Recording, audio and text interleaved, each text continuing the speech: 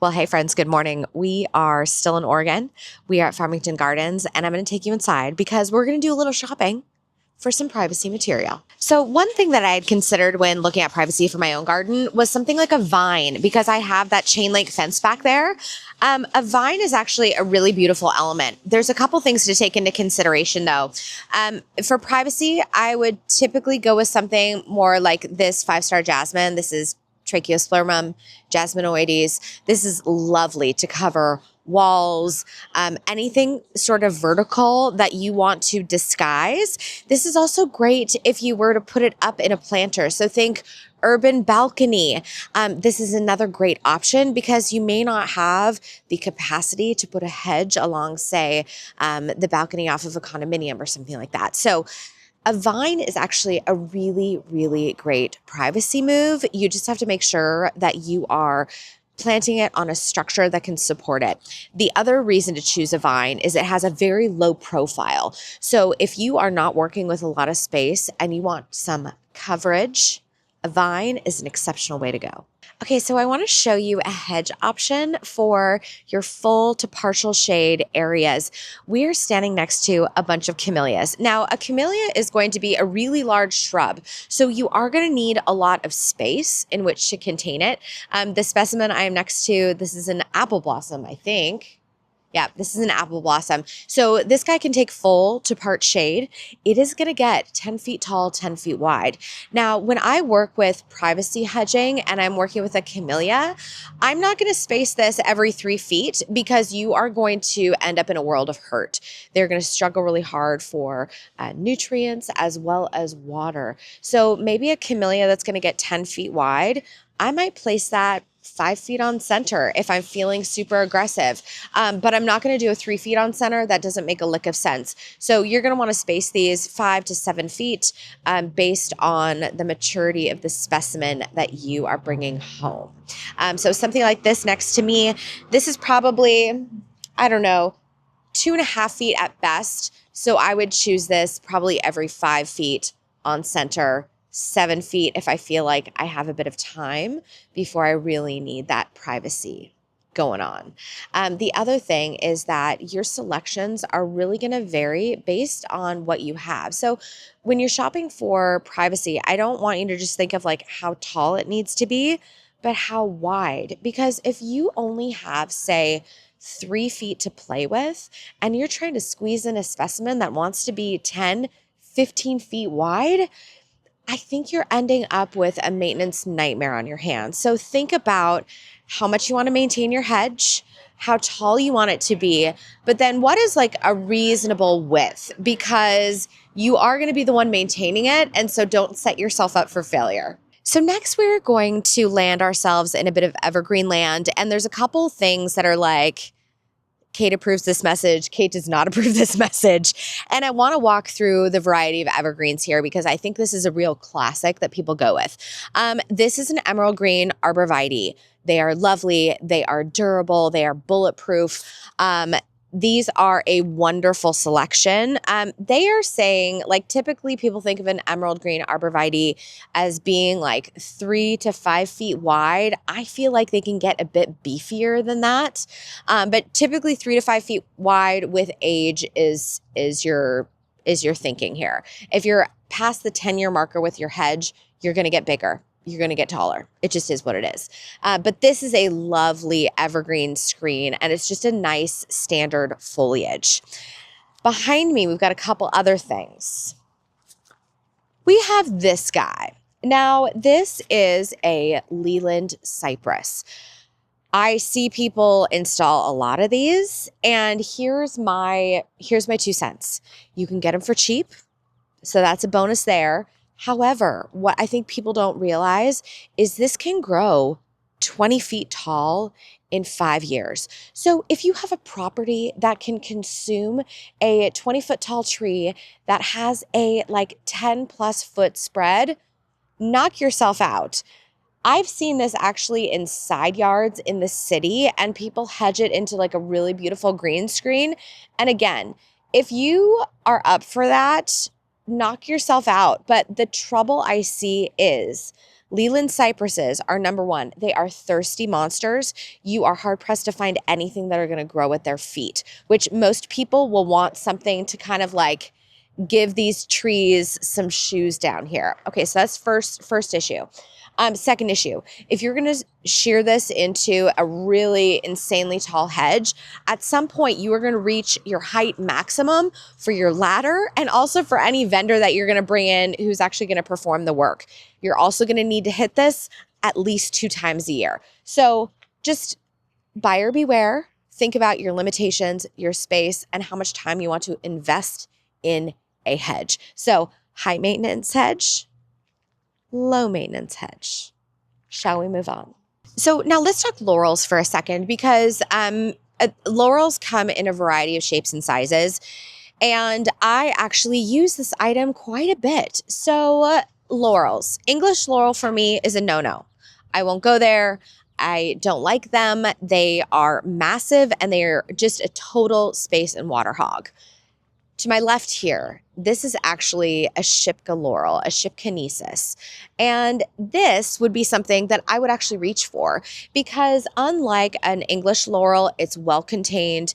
It has a beautiful dense habit. It has these beautiful, more oval leaves. And then you get this gorgeous spray of white.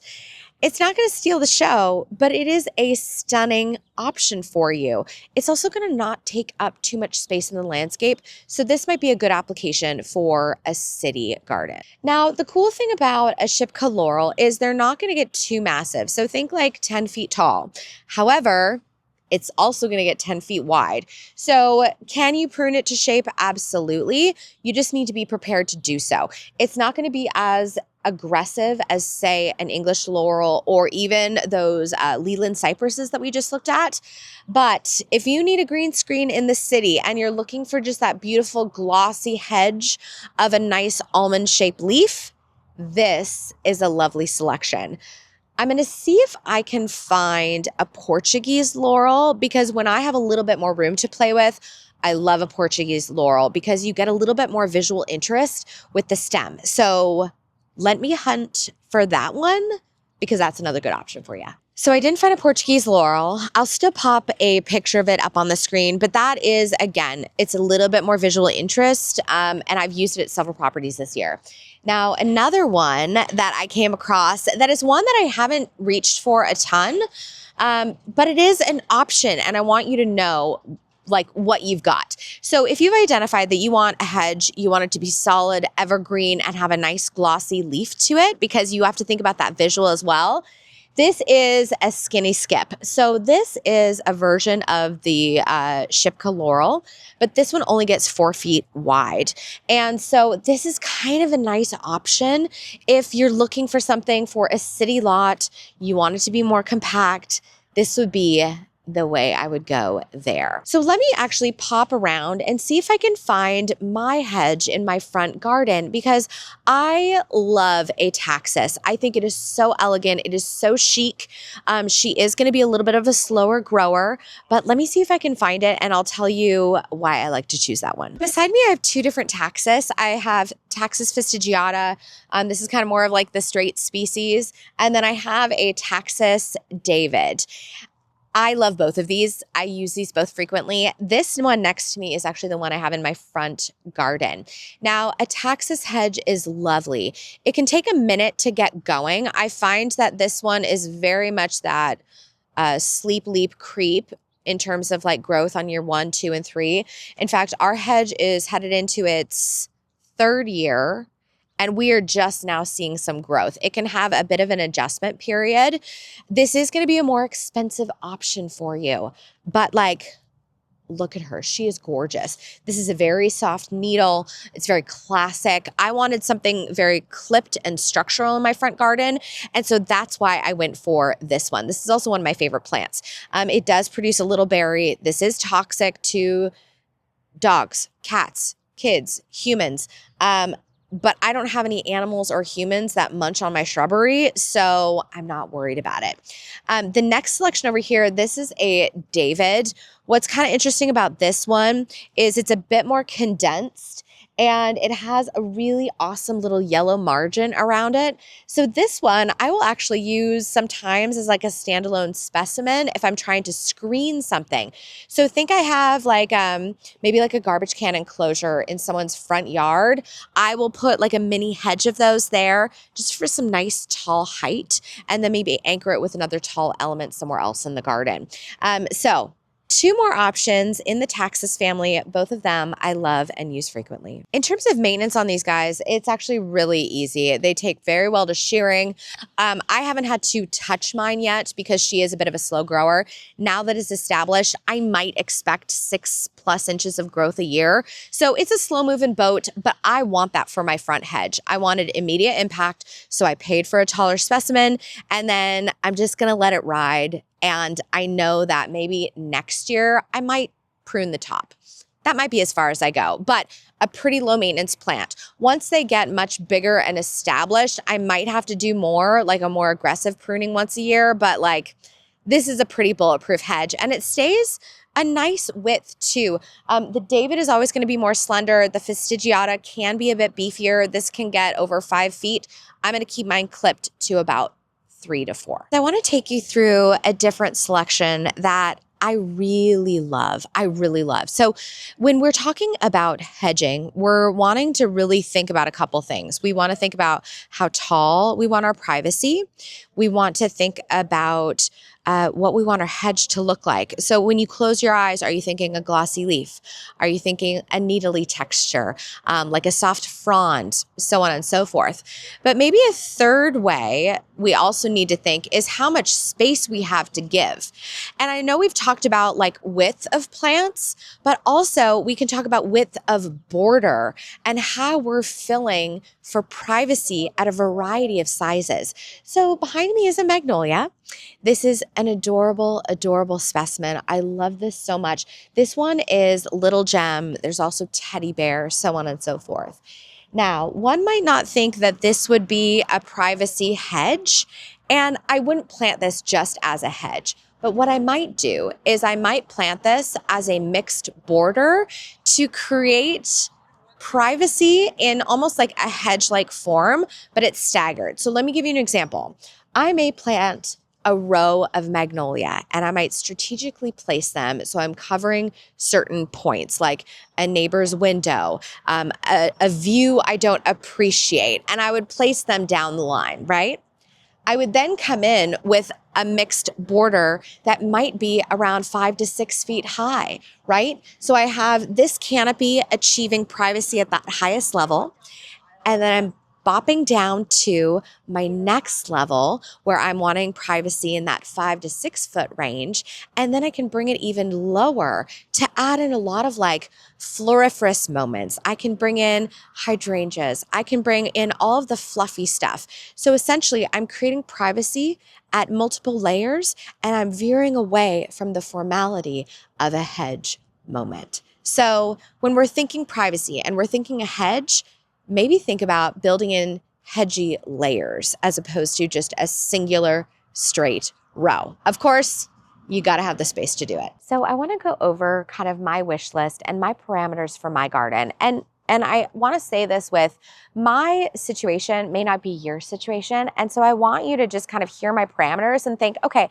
how does that apply to my life and what I want to bring in? So first and foremost, budget is a consideration. We don't have unlimited funds right now, and so it needs to be somewhat budget conscious. Number two, I wanted it to be a soft texture. I didn't want a leaf because I have so many leaves that are going to be going in my garden, and I know that the border I'm creating in front of it is going to have a lot of big leaves. So I wanted it to have either a pine or a cedary texture, something that's going to be really nice contrast back there. Next, I need it to be relatively low maintenance because I have so many different parts of my garden that require my attention. I didn't want to plant something that I was going to need to be on 2 to 3 times a year pretty aggressively. The next thing, I knew that I wanted a fast grower.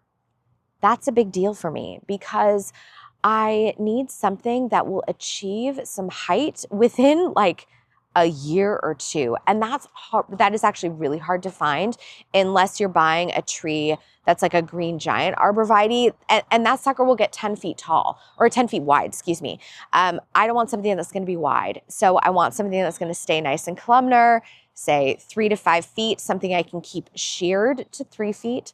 I want it to be a fast grower, and I want this like nice, like frondy texture, because I feel like that would be so nice back there. As we were walking around and I was filming all of these plants that I usually pull for projects, I actually stumbled upon another plant that is put out by a company that I've actually bought a ton of things from before, but I've never seen this one. So I'm going to show that one to you next, because I think this could be a really incredible option if you are on a budget, you need something fast, and you still want something really glorious in your back garden. So I want to talk about something that's like very nuts and bolts, very important, and that's budgeting, right?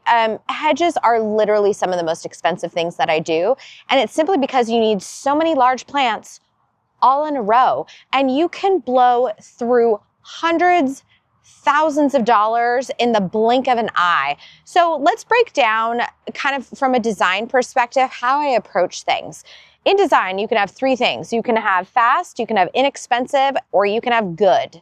You can have two of those items at any given point in time. And so when it comes to a hedge, we need to approach it from the perspective of always we're aiming for good design. We're always aiming for the right plant for the right space and the right person. Where we steer off course is in that budget arena, because a lot of us don't have thousands of dollars to pour into a hedge. So that is where I see a lot of people grab this guy. I see them grab it all the time from Costco, in fact. This is a Leland cypress. We've already discussed this one. We're talking 20 feet in 5 years. It's gonna get out of control in the blink of an eye, and you're gonna need to be on this 2 times a year, bare minimum. And having a large hedge maintained, if you're not doing it on your own, you're also then spending hundreds, if not thousands of dollars a year on maintenance, which is crazy. Okay, next. Our little baby emerald green here. She is so cute. But what ends up happening is people will buy this and they're thinking, oh, it's cheap, it's inexpensive. And then they'll plant them this far apart. And what we're doing here is we're planting it for the size it is now, but we're not giving any thought to the future. And so that's where when you drive by someone's house and they've got a giant, beautiful hedge of arborvitae, and then there's like 2 that are dead randomly, they simply can't survive with that much competition for moisture and nutrients. So I have come up with another option. I found a company that I think is wonderful. I've actually bought a ton of shrubs from them before. They tend to specialize in plants that are literally easy. They're like my Ron Popeil plants. You set them and forget them. And they've come up with a kind of like a hybrid of all of those things, and it's called the Private Jet.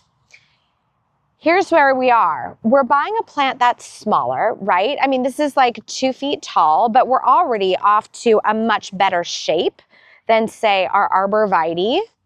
And we already have more fullness than our Leland cypress hedge. The next thing, this is gonna stay pretty narrow. So think 3 to 5 feet. However, where this starts to pull away from the pack though, is it's putting on size that rivals that Leland cypress that's 20 feet in 5 years. We're not going that fast, but what we're ending up with is a really controlled hedge that is growing 2 feet a year. And that to me is insane, because it's gonna outpace this little emerald green that we commonly see by double, bare minimum of double. So to have something like this is an option that I want you to gravitate towards. We're here in a larger can, so we're buying this in a 3-gallon as opposed to a 1-gallon. And then this is gonna be a much easier pill to swallow in terms of properly spacing them, because it's gonna put on a lot of height in pretty short order. So if you can't afford a giant hedge, but you still want something beautiful and growing quickly, but keeping its size in check, this is your baby. This is a phenomenal option for any gardener out there. Okay, I want to show you one other option if you have this space. This one is drama to the max. She is gorgeous. This screams like villa. I like, this is like the height of luxury for me. It may not be very Northwesty, but it's good. Behind me is an Italian cypress. Now, what's interesting is typically these are done in kind of more of like a spaced out arena, but what I love here is that they're doing it in groupings, and this would be gorgeous. If you have this space and you have the climate and you have the capacity, going down like an area that you need privacy, kind of like how we talked about with the magnolias, and do maybe a drift of 3 and then a tree with some cool lower stuff, and then maybe a drift of 5 and another tree and some cool lower stuff, just so you have some undulating repetition going down wherever you need privacy. That is also so stinking gorgeous. Okay. So I just love that. I had to show it. So thank you for coming along on another shopping adventure with me. I was so glad I was able to introduce you to things that I commonly reach for, but then also talk through like, what are the pluses and the minuses? And always, what is our goal? Because the second we can start to refine for ourselves what we're looking for, the easier time we're gonna have navigating a nursery, and we're gonna spend our coin wisely. So thanks for watching. I'm gonna see you in the next one. And in the meantime, say hello to your garden for me.